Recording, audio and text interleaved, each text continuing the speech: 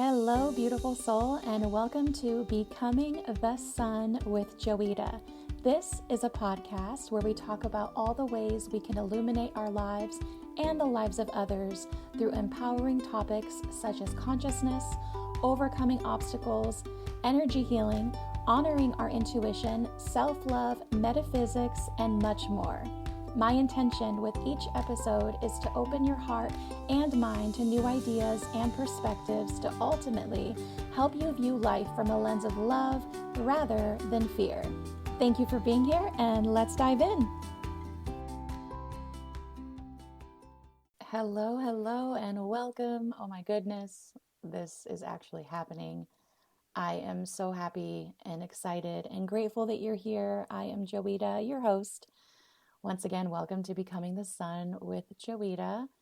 This is a project that I have been wanting to work on I've been wanting to implement rather for, I want to say almost a year. So this is I'm nervous. Let me just lay it all out there. Let me fully expose myself. I'm extremely nervous. I have recorded 8-minute chunks of this introduction 15 times, maybe not that many, a handful of times. And each time I reach a point around 8 minutes where I'm like, I'm going to re-record this because it's trash. When in reality, it's not. It's meaningful and it's authentic and it's real. But hey, we are all works in progress. This is why I'm really excited to be here today. And my intention, like I had mentioned in my introduction, is to share perspectives and share lessons that I've endured throughout my life, which our first episode today is going to be beautiful, and it's going to be about presence. And there's a whole magical, amazing, heart-opening lesson that I went through this weekend, this initiation rather, that I went through, which I'm excited to share. But basically, this is going to be a podcast that is going to lift you up. It's going to lift you up, and it's going to help you step out of feeling as if things are working against you. It's going to help you shift your perspective that actually everything is working for you. The universe is always conspiring for our highest good.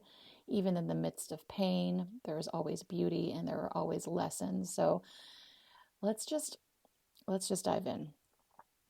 So for those who do not know me, I'm just going to give you a brief introduction. Hi, by the way, I'm so grateful that you're here.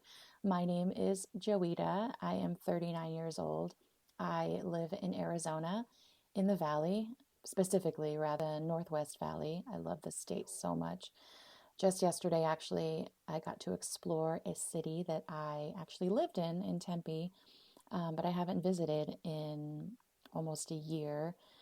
I just love this state. Arizona is just so beautiful. So I've lived here pretty much since I was 3 years old. I was born in Poland, and I could still speak Polish fluently. I have a very heavy American accent when I speak it, but I can speak it, and it's pretty cool. It's pretty cool. I have my bachelor's degree in business leadership from the University of Arizona Global Campus. And I have my Reiki 1 and 2 certification. I live with my gorgeous, incredible man, Troy. We have been together since 2017, so almost 7 years, which is insane. Time flies so fast. So I live with him, and I live with our sweet babies, Athena, who actually is in spirit as of Monday. And she's the first name that popped in my head, which is what this episode is dedicated to. It's dedicated to my sweet angel baby, Athena, who crossed over into non-physical form on Monday morning. And despite her not being here in physical form, I still feel her beautiful presence and her beautiful spirit near me. And in addition to Athena, in living form, we currently have Gabby, who is my sweet kitty, and I keep having Athena on the brain, and Haley, who is my sweet angel baby as well, my border collie pit bull mix, who I've had in my life since I want to say 2010, 2011.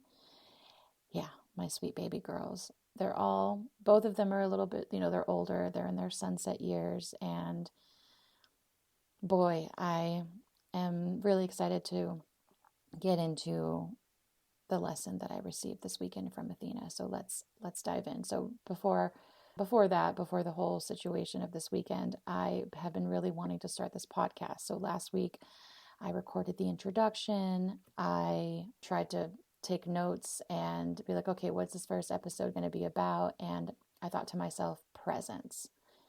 Presence is what this first episode was going to be about. Okay, well, let me talk about presence. So I attempted to record the first episode, I want to say on Saturday night, this last Saturday night.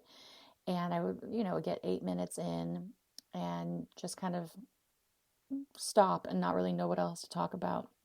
And the last thing I ever want to do is sound inauthentic or sound like I'm reading from a script or, that type of thing. I want to keep this so transparent and keep this as if like, hey, you're hanging out with me, we're chilling, we're enjoying a cup of coffee on the patio in the sunshine, like this is the vibe.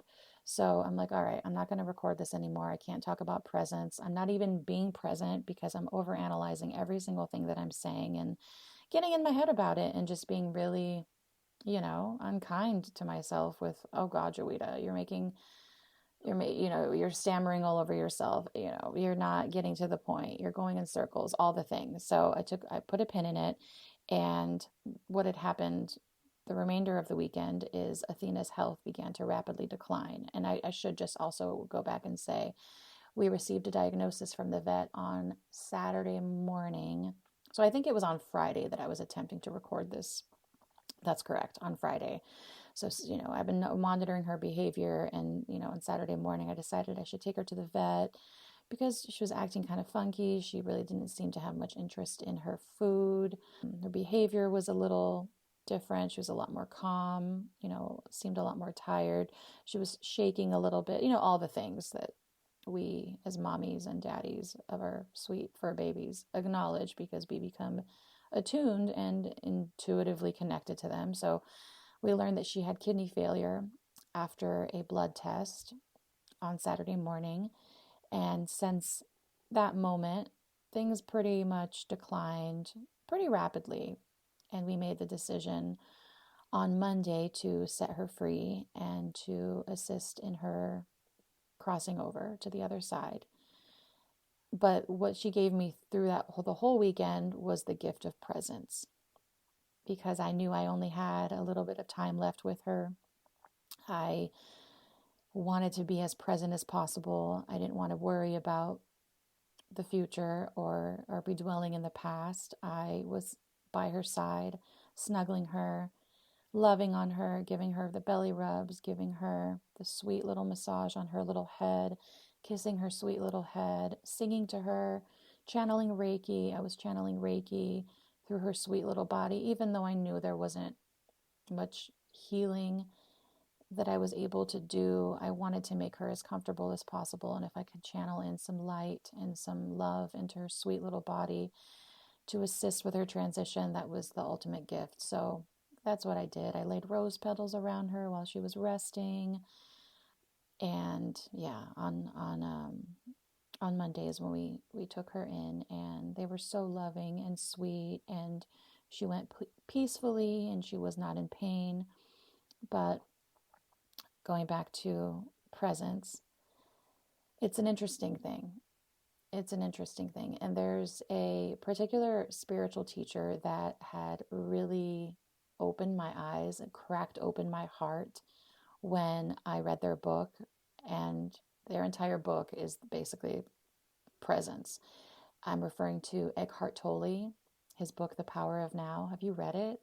It is magical. It is magical. And there is a particular quote that I love so much that stands out to me that I resonate with. The quote goes, "Wherever you are, be there totally. If you find your here and now intolerable and it makes you unhappy, you have three options. Remove yourself from the situation, change it, or accept it totally. If you want to take responsibility for your life, you must choose one of those three options, and you must choose now. Then accept the consequences. Isn't that so good? It's so direct and to the point. A lot of the time, I've noticed in life, throughout my life experience, is we resist what is. We complain about what is. And to complain is always non-acceptance of what is. It invariably carries an unconscious negative charge. This is also by Eckhart Tolle. When you complain, you make yourself into a victim. When you speak out, you are in your power. So change the situation by taking action or by speaking out if necessary or possible. Leave the situation or accept it. All else is madness.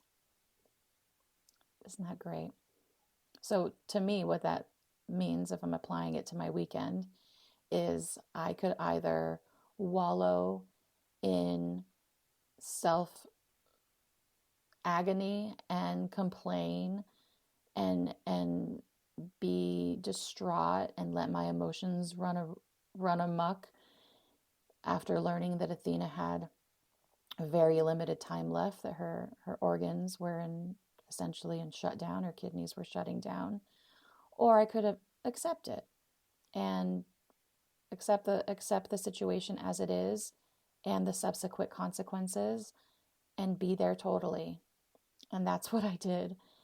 I was there, and it was painful, but I was there, and I just allowed myself to feel all of the emotions. So many times in life, I swear we're wired as, I feel like parents these days are doing an incredible job at helping their children process the present moment and process their feelings instead of pushing everything away, ignoring everything, distracting, because I feel like we are the result of that, this generation that is currently alive.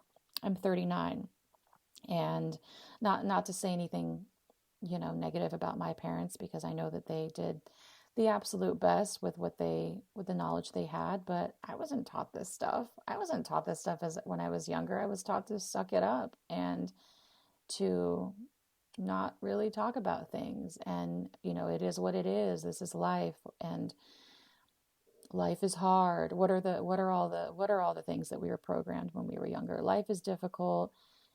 The world is out to get you. It's a dog eat dog world. And when you grow up with those beliefs, you don't really have that great of a life experience because you're in competition, you're in fight or flight, when in reality, we live in a collaborative world. We live in a world where, ultimately, it's up to you. Your perspective is everything. So if you believe that this life is conspiring against you and that people are out to get you and, oh, it's so competitive, there's no room for me. And I'm not trying to shame anyone that may have these beliefs. I had these beliefs, and there's still a shred of them lingering within my psyche and within my subconscious. But I've learned that not only is that an uncomfortable, very limiting mindset to have, it's also not true. We don't live in a competitive world. We live in a collaborative world. We have so many incredible people out there with so many different gifts. Like, that's the coolest thing too. For the longest time, I was like, what's my purpose? What's my purpose?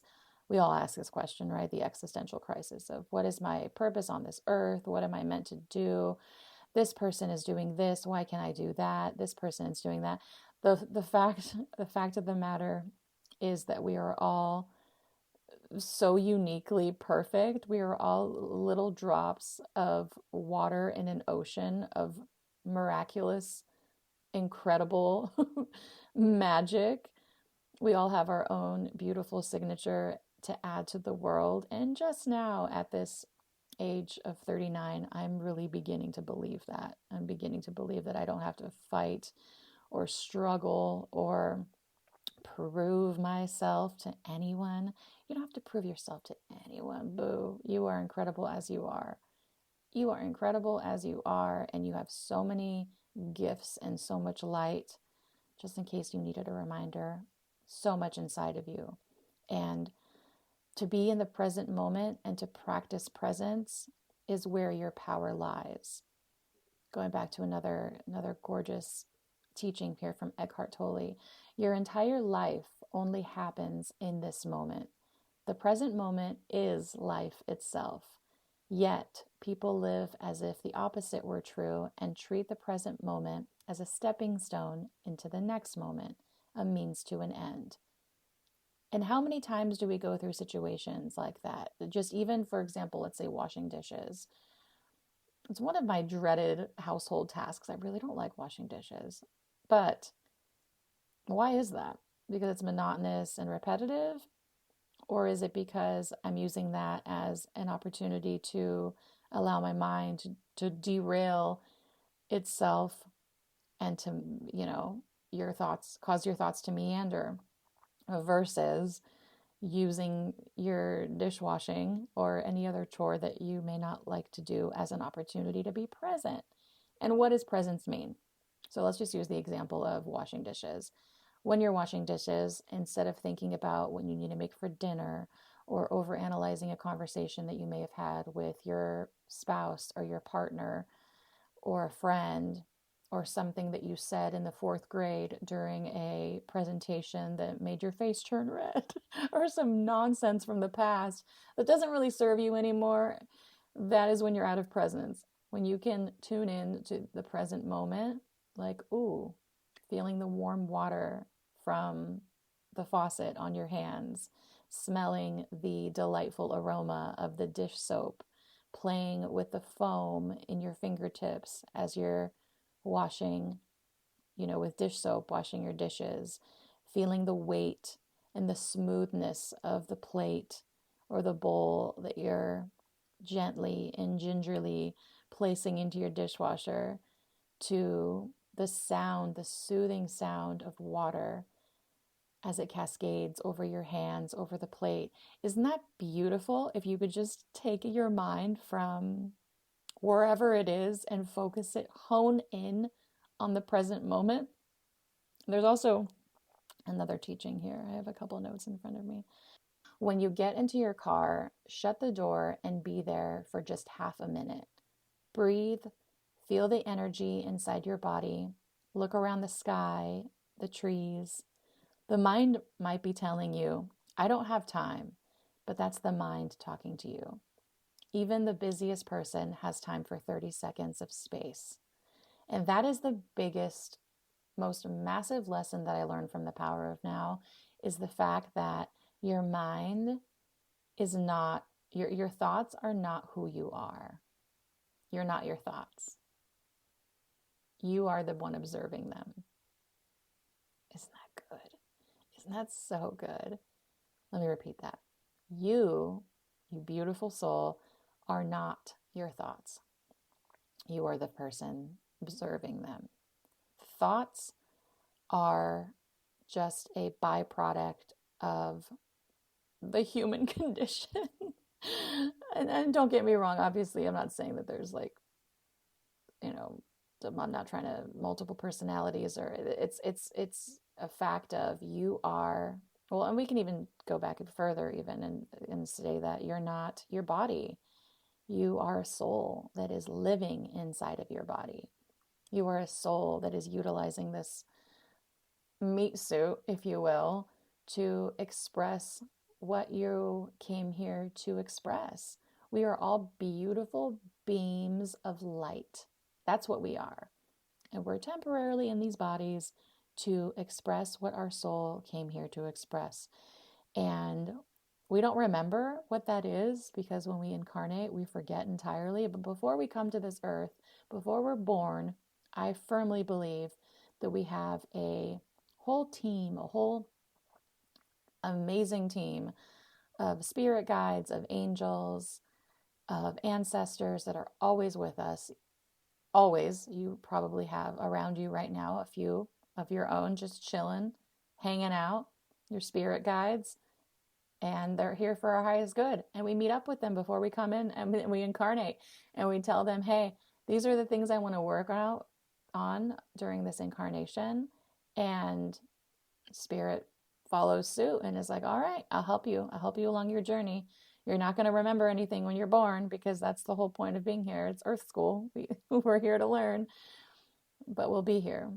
So that is something that is wonderful to know, is that you're not, you're not your past. You're not your mistakes. You are not defined by your perceived failures. Every single thing that we go through in life is there to teach us a lesson, a tremendous lesson, and being able to extract the wisdom from an experience is what it's all about.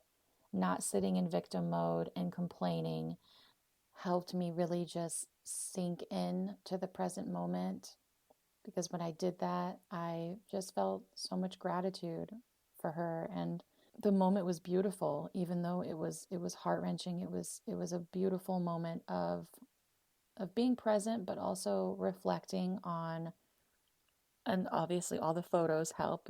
Took so many photos of her and holding her in my arms, and those photos just reminded me of all those beautiful, special moments. But when I think back to those moments, even like, was I 100% present, or was my mind worrying about what I needed to make for dinner, or scheduling a doctor appointment, or, having to go get groceries? Was my mind focused on loving her and kissing her beautiful little cheeks and her fuzzy little head? Or was my mind drifting? The power of presence, your power is in your presence, and the power is within the present moment. And it is up to us in every single moment of the day to engage our higher mind. The concept of engaging our higher mind is something I learned from Michael Singer, another one of my favorite teachers. He is just incredible. Michael Singer has a book called The Untethered Soul, which I highly recommend. He has just a very soothing, informative book. But he always talks about when you can step out of, let's just say, victim consciousness and engage your higher mind, asking yourself just a simple question of, what can I learn in this moment? What is the magic in this moment? Even enlisting assistance from your spirit guides, your angels, the universe at large, all benevolent beings of love and light. I like to just address all. Personally, I'm addressing all the benevolent beings of love and light for my highest truth, and with the highest truth and compassion, asking them simply, please express to me the beauty in this moment. Please express to me the magic in this moment, and allowing your subconscious, your higher mind, to show you, to allow that energy to descend into your consciousness. That is using your higher mind, and that is, I want to say, so sexy, but it's beyond sexy. It is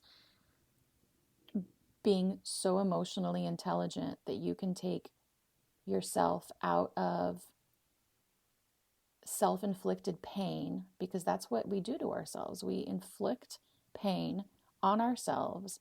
We don't know we're doing it. We don't think we're doing it. And this is something, not to shame anyone for behaving this way. These are behaviors that are taught.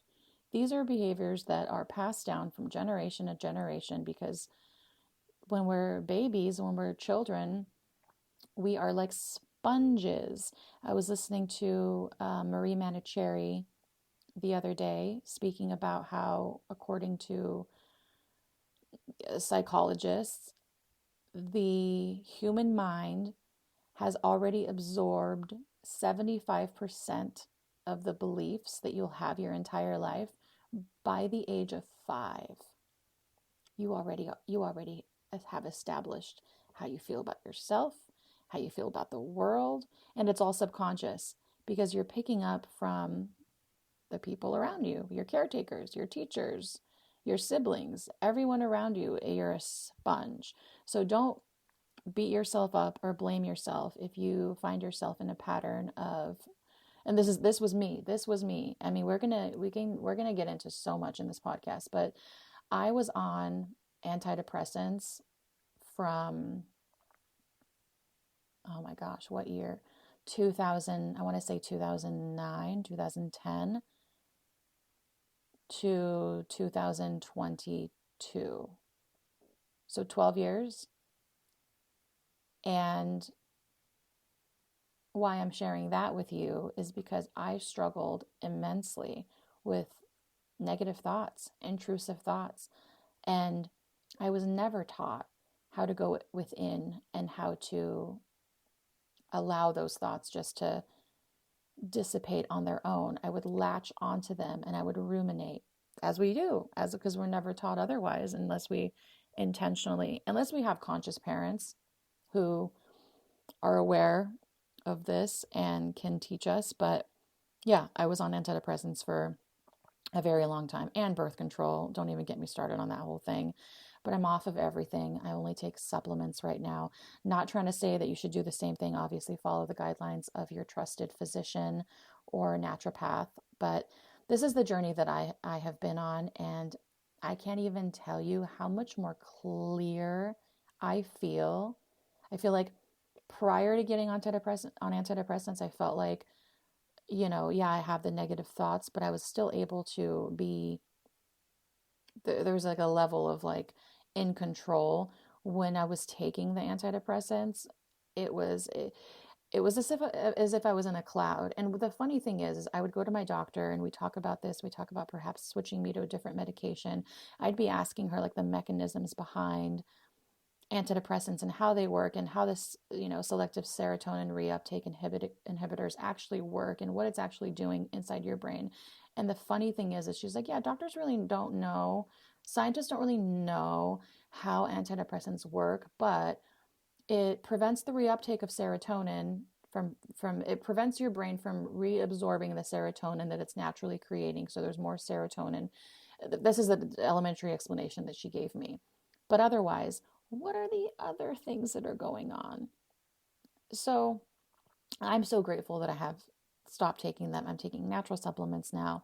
But even just still, the reason I'm sharing the story is because if I would have just been taught the power of presence then and the power of being able to sit with yourself in silence, allowing yourself to feel your emotions and cry if you want to, it's my party.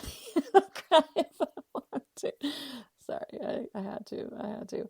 But no, for real, allowing yourself to feel your emotions instead of masking them and covering them up and taking pills to numb you out. What we resist persists. That is 100% true. And if you're resisting what you're feeling, it doesn't just go away. And I feel like medicine is beginning to recognize this. Mental health is beginning to recognize this, and I'm so grateful for.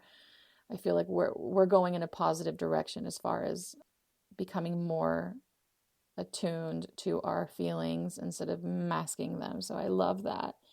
And your power is in your perspective.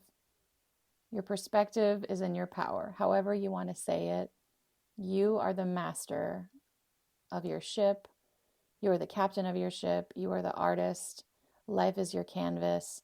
Your mind is the thing that needs to be controlled. The beautiful thing, the realization is that our mind is amazing. Our mind is fantastic for strategizing, for being logical, for coming up with solutions, and for helping us, decide, oh, do I want to go right? Do I want to go left? Like, how am I going to peel this orange? Those little things our brain is used for. I mean, major things as well, but our brain is also meant to be quiet. We're meant to be in a state of peace. We're meant to listen to our hearts. Our brain does not have the capacity to understand intuition. And if we examine just the primal mind, we're wired to look for the negative. We're wired to look to things that are going to benefit our survival and help us flourish. But it takes a conscious effort to recognize when your thoughts are running amok, and being able to sit your mind down like you would a 2-year-old child, lovingly and gently, letting them know that you're here, you're listening to everything, but it's time to take a break, and then sinking into your heart, whether it's starting with some gentle deep breaths, whether it's taking a nap. Sometimes we just need to take a nap just to shift our perspective. Abraham Hicks always say that is where our power lies. When we have ruminating destructive thoughts, just stopping the momentum in general by taking a nap or going to sleep is going to help stop that momentum. There's a rule based on Abraham Hicks' teachings that your mind takes 16 seconds. If you're thinking about a thought long enough for the 16-second threshold, more thoughts like that will be invited into your consciousness. So just to use an example, let's just say you're driving and somebody cuts you off, which happens. I think this is something that unfortunately we all experience sometimes. Our mind can be like, oh, what a jerk. I can't believe he cut me off. Oh, and then the next thought is, oh, that reminds me of last week when I was at the intersection and I saw those two cars honking at each other, and oh, that was so rude, and people are so rude. Oh yeah, and that also reminds me of this one time that I was in the grocery store, and your mind just goes and looks for the negative, because that's what our brain is kind of wired to do, is to catch on to the next thought, catch on to the next thought. If you can stop yourself in the moment and being like, oh my gosh, you'll notice, the biggest thing is you'll notice how it makes you feel inside your heart. The thought that you're thinking, connect to your heart, drop out of your mind, connect to your heart for a second. How does that feel? How does it feel complaining about people driving? How does it feel thinking about uncomfortable instances that you had witnessed in the past? Usually not good. Usually like you can feel your heart contracting a little bit. Maybe a little anger and annoyance is bubbling up. In that moment, that's your sign that this thought is not serving you. It's not serving you. There's a lesson obviously in this, which for me, for example, if it was somebody that was cutting me off, typically what I do when someone cuts me off is I just let them. I'm not going to let my day, my mood be derailed. I am not going to be expending my energy to try to show this person something or prove a point to them. If they cut me off, I just playfully assume, oh, they got to take a poop. They're in a rush. I'm going to let them go. It's not personal. We take things so personally, especially on the roads. And it's the interesting thing is when you observe human beings in their cars versus when they're in public, it's like two different things. Not everyone, obviously, but there are those people that are so obnoxious. I know I'm sinking into the negative here for a second, but I'm just calling it like it is, that are so obnoxious on the street and that drive like complete, like they own the roads. But then when you get them in a grocery store and you get in front of them, they're like quiet and whatever, and then a lot of people do have everyone's going through their own stuff. So learning just to not take things personally and helping yourself shift your perspective on that is where your power lies. So remember, you are so powerful. You are more powerful than you can even fathom. Your thoughts do not define you. Your past does not define you. Your power is in the present moment, and presence is your power. I hope you enjoyed today's episode. Episode 1 is officially complete. I love you so much. Thank you for listening, and I hope you have a beautiful rest of your day.